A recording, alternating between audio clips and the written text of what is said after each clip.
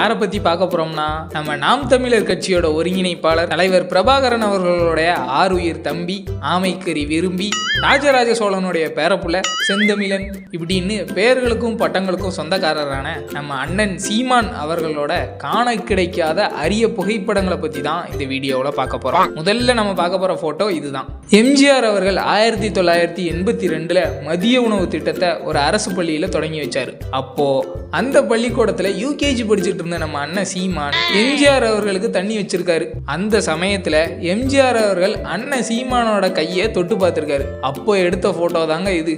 ஒரு முறை பிரபாகரன் அவர்கள் சென்னைக்கு வந்திருந்தாரு. அப்போ அவரை காவல்துறை கைது செஞ்சு ஒரு தெரு வழியா கூட்டிட்டு போனாங்க. அப்போ அந்த தெருவுல சில்லாங்குச்சி விளையாடிட்டு இருந்த நம்ம அண்ணன் சீமான் பிரபாகரன் அவர்களை பாக்குறாரு. அப்போ எடுத்த போட்டோ தாங்க இது.